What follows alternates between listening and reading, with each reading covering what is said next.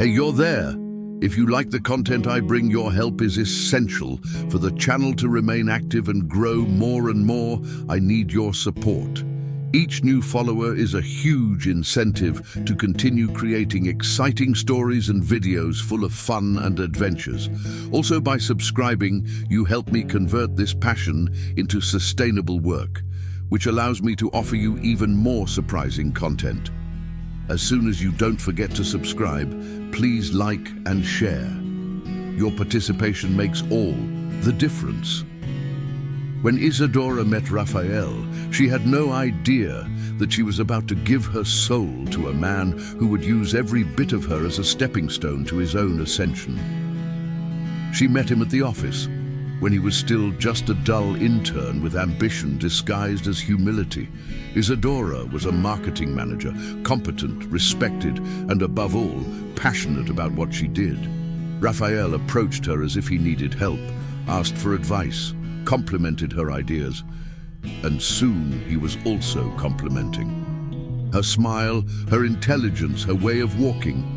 Isadora, unaccustomed to feeling seen, fell first into shy laughter, then into casual dinners, and finally into blind passion. Everyone around her saw what she didn't. Raphael was rising, and each step he took cost Isadora the silent surrender. The relationship evolved quickly.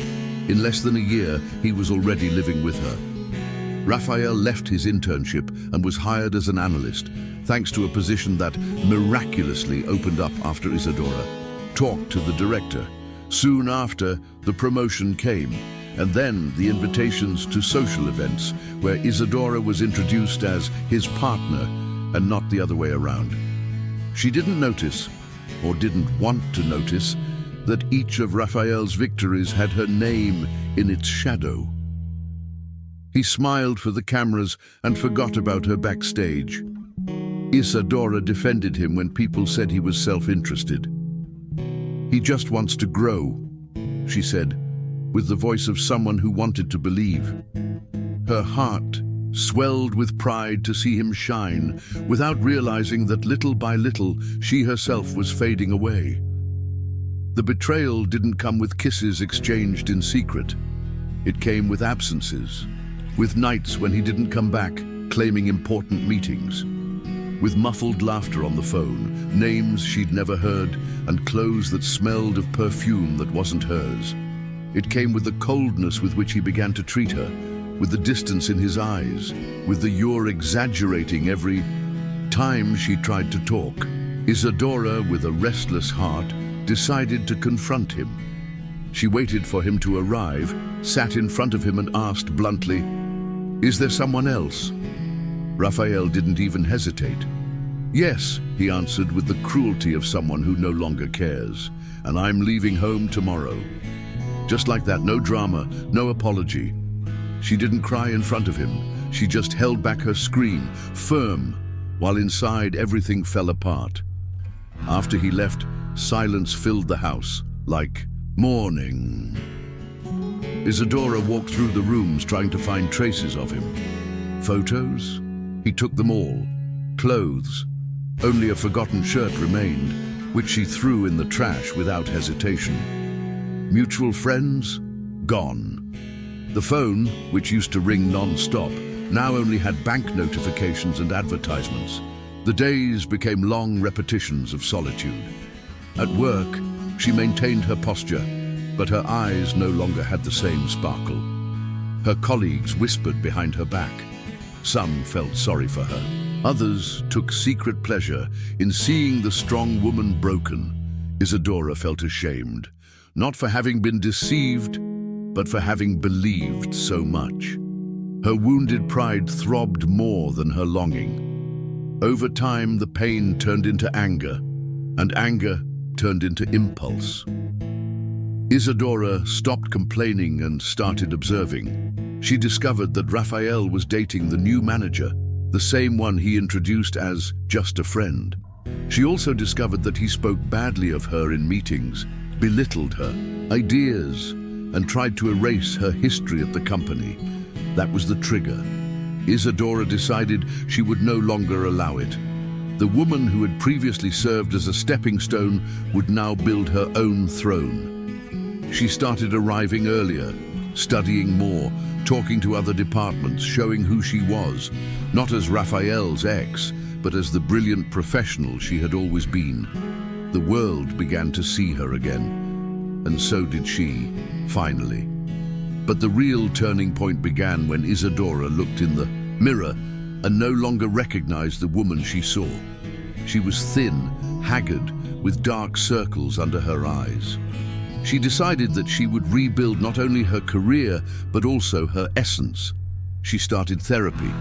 She went back to doing yoga.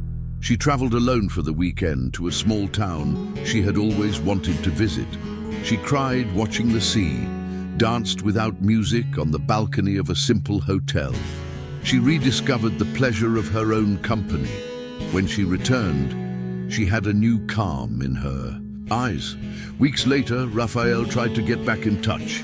He sent her a message saying that he missed her. She read it. She took a deep breath and replied with a short sentence. Too late. Raphael didn't take the rejection well.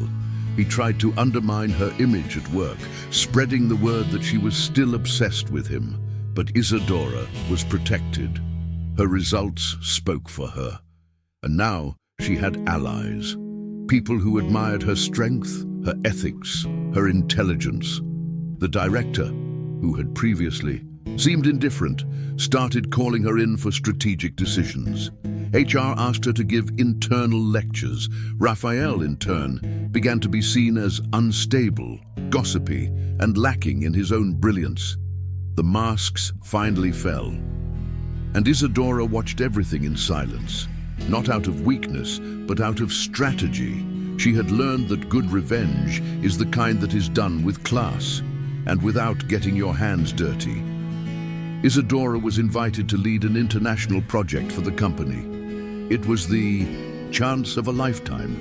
New city, new salary, new team. She thought about turning it down. She was afraid, but she decided to accept. She wouldn't run away from starting over. She would embrace it. At the farewell event, everyone gave her a standing ovation. Everyone except Raphael, who watched from afar with the bitter look of someone who lost what he never deserved. Isadora went up on stage to thank everyone. Her eyes shone, but this time not with sadness. She spoke of starting over, of strength, of self-love. She said, sometimes what seems like an end is just the push that life gives us to fly. In her new city, Isadora flourished. She lived alone in a small but very personal apartment. She adopted a cat. She went hiking on the weekends. She met new people. Some became friends, others just passed by, but they all left something behind. One day, at a lecture she was giving on female leadership, a young woman came up to her in tears. She said, "You saved my life. I was in a relationship like the one you described." Isadora smiled. That night at home she cried too, not out of pain, but out of gratitude. She finally understood that everything she had experienced had a greater purpose. Her pain became a bridge for other women to rebuild themselves as well. Raphael, on the other hand, lost his way. The new manager, with whom he had exchanged Isadora, fired him months later. He tried to repeat the same cycle with other women, but nothing worked. At work, he lost ground and was transferred to a smaller branch. His colleagues avoided him.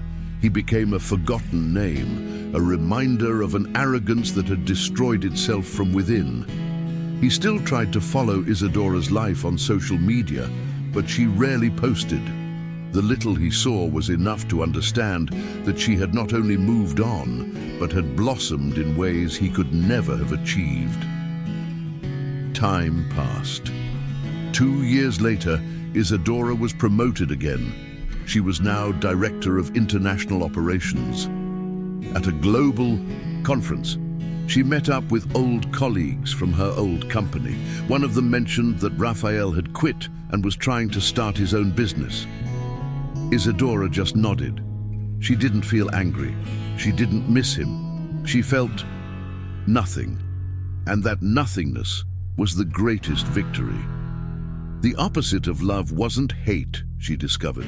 It was indifference, and she was finally free. One afternoon, sitting in a cafe next to the park, Isadora wrote the last lines of the book she had been working on for months.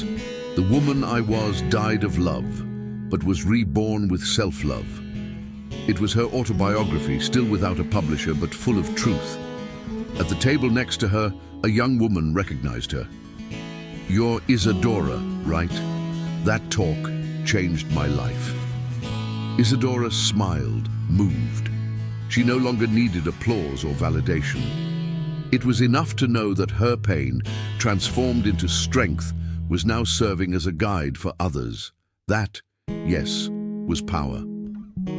When Raphael tried to write to her once more, Isadora didn't even read it. She just erased it. The pain once tattooed on her soul was now just a scar. And scars don't hurt, they're just reminders. She had understood that loving doesn't mean nullifying yourself or diminishing yourself to fit into someone else's world. To love, above all, is to respect yourself, and she finally respected herself. Isadora now traveled the world with her story. Everywhere she went, she left trails of courage. Women cried at her words, men reflected in silence. Young people were inspired, and she kept going, always moving forward. Sometimes she still remembered Raphael, not with pain, but like someone who remembers an old book they've read, full of lessons, but with no desire to read it again. In the end, Isadora understood. She hadn't lost Raphael. What she had lost was a part of herself that still didn't know its own value. And that was a blessing in disguise, because it was in abandonment that she found herself. It was in pain that she was reborn. And today, stronger, more whole and freer than ever, she knows the love of her life has always been herself.